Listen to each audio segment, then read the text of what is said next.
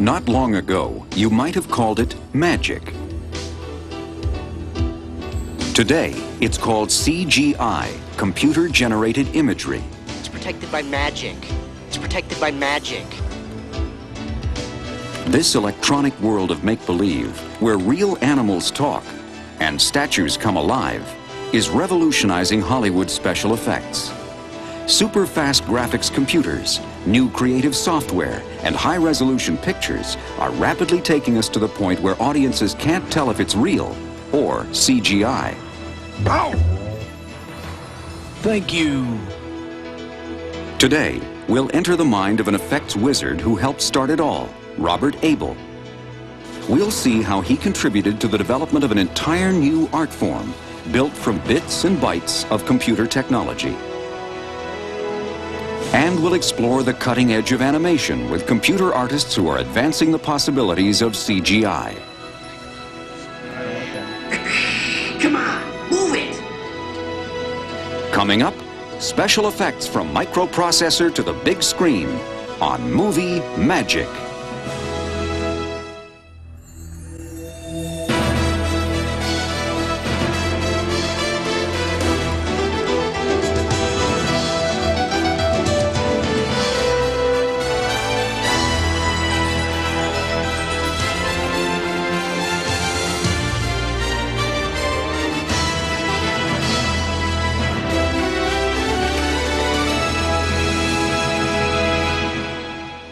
That's great. This will be the tie-in. Right. I feel like he's too far away from us. In the Disney movie Hocus Pocus, witches turn a boy into a cat.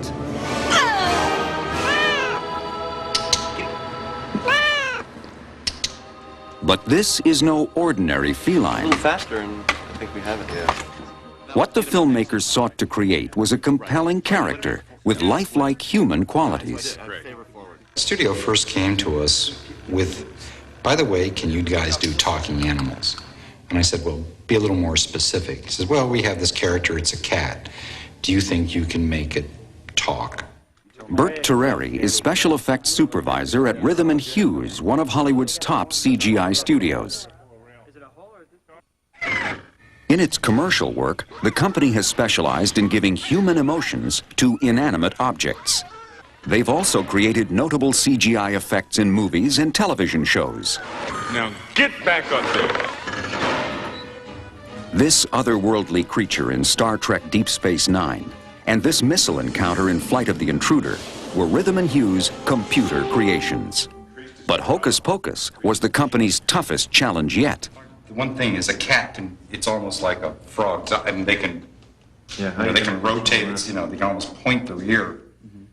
The producers of Hocus Pocus wanted something unique in the history of motion pictures. A completely believable, photorealistic, talking cat. To make an animal a character and not make it too much like animation, but at the same time give it expression. That's a challenge. That I enjoy. The challenge on this project is to create a lifelike, computer-generated cat head, animate it with facial expressions, and then composite it onto the body of the real cat in the movie. A blending of live action and computer-generated imagery. Talking animals are nothing new to movies. Earlier techniques included rotoscope animation, like this talking dog. You mean about America's finest economy car? And Francis the Talking Mule was simply chewing peanut butter. My boy Donald has finally discovered SEX. Thank you. But some of the most believable animal action has been done using CGI. The first draft beers really haven't evolved. Some of it's real, some of it's not. We've replaced some of the whole heads of the chimpanzees. Excuse me, I'll have what he's having. It was actually the chimpanzees who finally talked Disney into hiring Rhythm and Hues for Hocus Pocus. Or we can do a really active, here they come, and we can get the cat to rear up on his back legs and swing his arms. Or we can use the still cat and... Here on the Disney soundstage, Terreri works with animation supervisor Chris Bailey to ensure that the live-action photography will work with the computer-generated cat's head. Can you make him not do the paw? No. We don't want the paw. No, I don't. I said I don't want that. I'm here to make sure I essentially just get what I need for a dialogue shot. To make sure the shot's long enough, I try to get the cat looking in the general direction I want my cat to talk in. And so I'll take a stopwatch, and when the cat, as soon as I see a good starting point, I'll click the stopwatch and I'll read the line of dialogue to myself. And as soon as the cat breaks away, I'll click and see if I have it. Right, like that could happen. Here they come, like that. Great. So we get here they come and then accent on come. Good. I like it. Or on, we could do the whole thing on the way up too. Right. Whatever Excellent. Peter's happy with. Excellent. Okay. Meanwhile, back at Rhythm and Hues, modeling manager Keith Hunter works with a sculpted clay cat head, modeled from photos of the live cats. He traces it into the computer using a special platform which surrounds the model in a magnetic field. What we do is we take our sculpture, put it on the stand, and put our wand wherever we want to put a point in the computer. The process, called digital encoding, takes thousands of points from the model and plots them on a sort of three-dimensional grid in the computer, assigning each a unique number. The computer keeps track of where each point is in relation to the others. And so what happens in the end is that we get a sculpture in the computer that looks like this real sculpture that's based on all the coordinates that we entered with this stylus within this magnetic field. The end result of Keith's work is a three-dimensional wireframe model of the cat head. This image is stored in the computer, where animators like Colin Brady can now begin to manipulate it. It starts off as an actual sculpture, and then it's scanned into the computer, digitized. So this is taken from a real sculpture and connected, cleaned up a little bit. This is made up of 30,000 polygons, little squares and triangles. And with this, I can zoom into any part, if any changes need to be made or anything like that. And as you can see, the resolution is pretty high. This is just the corner of the eye. Using some of the most powerful graphics computers available, together with advanced imaging programs, Rhythm and Hues is pushing forward the frontier of motion picture special effects. It's protected by magic. It's protected by magic. It's protected by magic. Computer-generated imagery was born in the 60s. It started with a crude line drawing technique called vector graphics. Used in 3D applications called computer-aided design and computer-aided mechanics, vectors were like electronic blueprints in 3D. In the beginning, they were used mostly for engineering, architectural work, and flight simulation. Pretty technical stuff, until young filmmakers like Robert Abel realized the artistic potential of this computer imagery.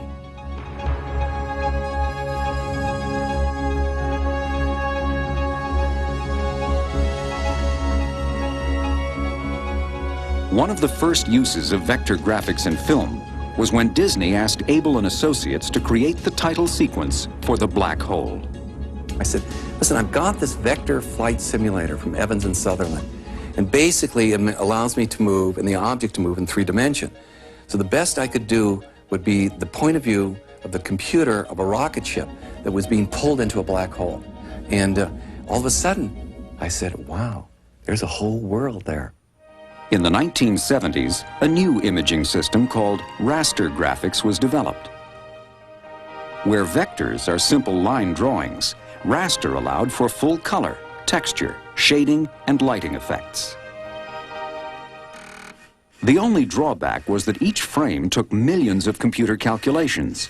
In its early development, raster graphics required massive mainframe computers and weeks of painstaking work.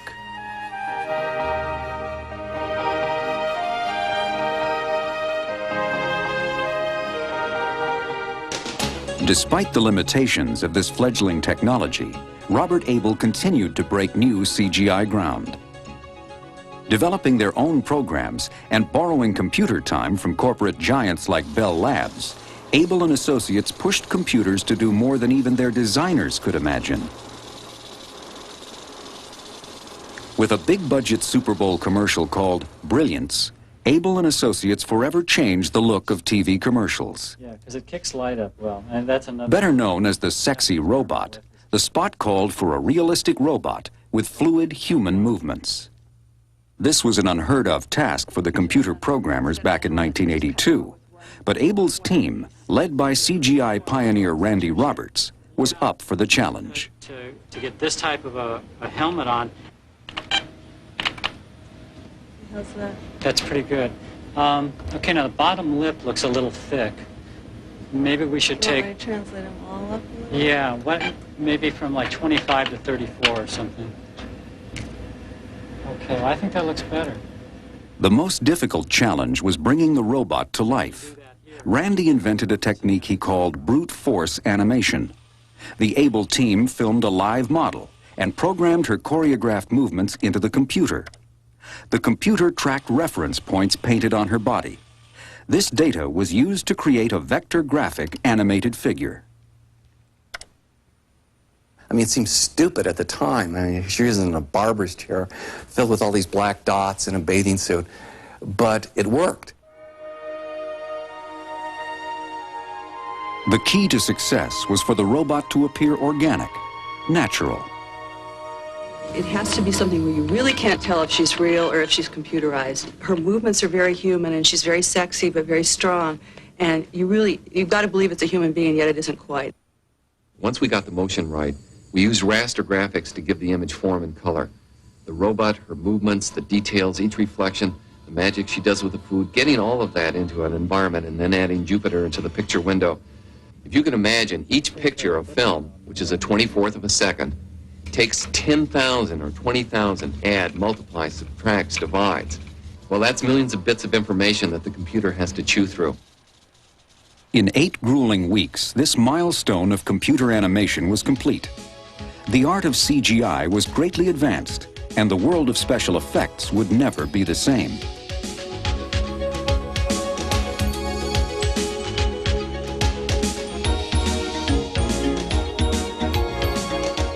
After Sexy Robot, Abel and Associates went on to create some of the most stunning commercials ever seen.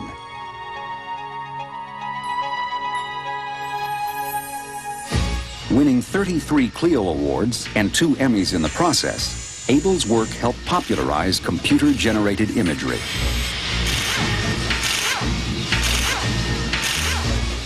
In the 70s and early 80s, his company became a home to many of today's leading effects artists. The interesting thing about Bob Abel and Abel and Associates, where we all worked, is that was the starting point of all this new stuff that we see today. He was like the first person to do it, and he was like the granddaddy of this sort of computer graphics.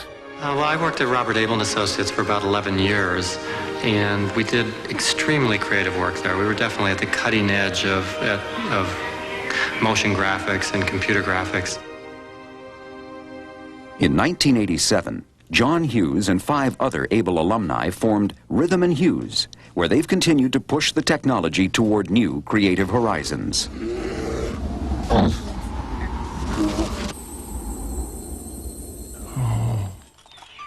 As computing power expanded, other artists and technicians were making major strides in CGI. In the late 80s, a Northern California company named Pixar received an Academy Award nomination for its short film entitled Luxo Jr. I was inspired because one of the guys that I worked with came with his baby. And I thought, I wonder what a Luxo lamp would look like if it was a baby. And even though they were just lamps, I worked very hard on giving the feeling like this is a baby lamp and this is a parent lamp. They did the same action, but they do it it's one of the differences in with character animation. You try to create differences within the objects and characters. So I had them do the same object different ways. Founded in 1979 by George Lucas, Pixar hired Disney alumni and became one of the first companies to apply traditional animation criteria to CGI. My background in character animation taught me one thing, and that is that the definition of character animation is not moving an object from point A to point B. The definition is to give life to. That's the essence of animation to me. Giving life to computer animation was an experimental, labor-intensive process. Pixar followed Luxo Jr. with Red's Dream, the story of a unicycle and a clown. But it was Tin Toy, produced in 1988, that became the first computer animation to win an Oscar for Best Animated Short Film. Well, we wanted a more challenging character. In some sense, the character was first, but in another sense, we had a whole new round of software that we had just developed. We wanted to do a film to test out whether the software was any good, essentially. So we've tried to do these research vehicle kind of films based on our tools, and then grow our tools for, to try to make better and better films. What's happening is computer animation is not standing alone anymore. It's becoming invisible in the world of filmmaking. And I think that's the real exciting thing, is that it's being able to create things that you've never seen before, and it looks so real and it blends in. Today, Bert Terreri and the Rhythm and Hues CGI team are working with associate producer Jay Height and animation supervisor Chris Bailey to design a realistic, computer-generated cat head for the comedy fright film Hocus Pocus. And in a Hollywood first, they're blending that CGI head onto the body of a real cat in a way that will allow the cat to talk and act in a totally believable fashion. Felix, don't you think his head needs a little bit more room? Once the cat's close-ups have been chosen on the soundstage, excellent. Okay. The film footage of the real cat is scanned into computers, where the task of animating begins. Camera 2 for the dialogue. It's handled exactly like traditional animation. You have a voice tape, and you listen to it over and over again, and we animate the head. And when we get that moving with the right rhythm to the dialogue, then we go in and we start animating the eyes, and animating the ears, and animating the mouth for expression. Come on, move it! So this is the first thing we're starting with, which is the actual shot from the movie. And there's the cat doing a little pose. And there's a line of dialogue that we also have on the computer that I can listen to as he's moving on my headphones. And so this is basically what we start with. And I'll just turn on computer model of the head. So that little green object here, this is the three-dimensional computer model that we put over top. And this is what we're animating in this motion editor program that we have here. And you can see him saying his line. And his head is just moving pretty close to where the real cat's head is. But we're going to take out the cat's real head and put our computer head on top. So in this way I can see it, the way it's going to look in the real scene.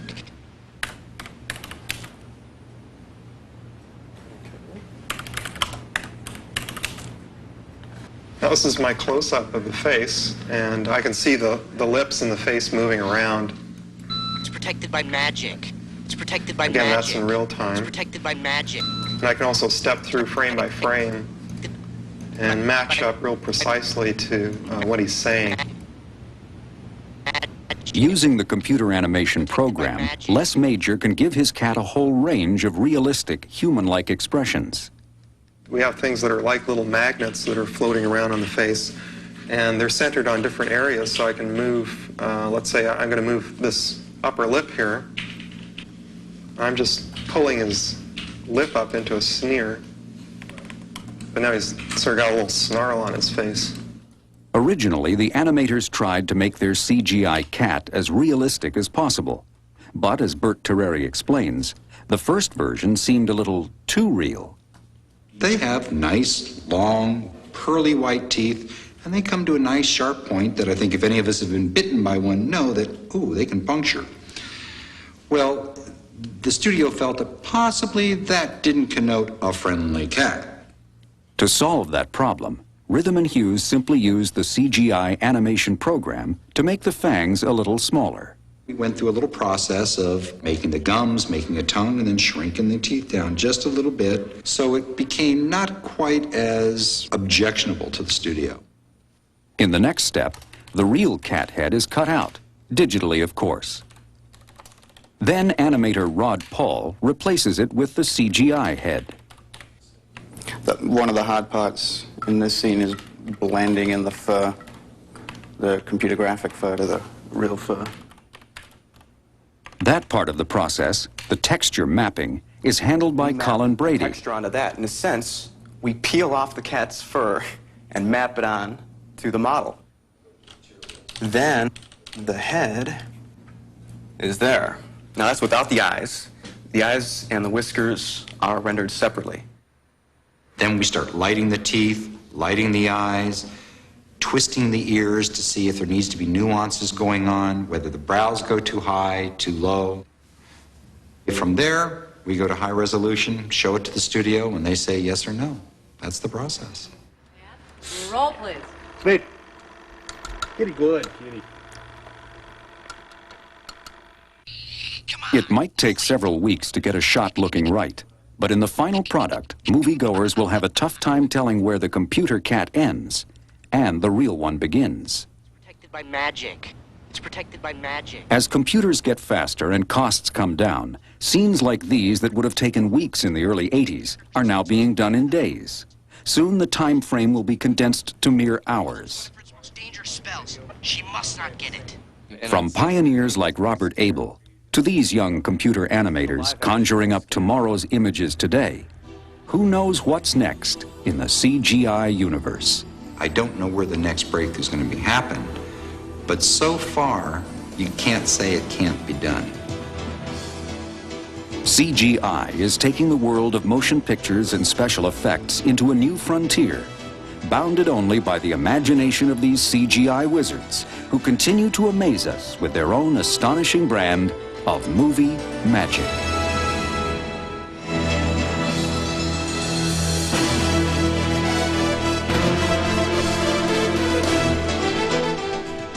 And there's more movie magic here on BBC Two at the same time tomorrow.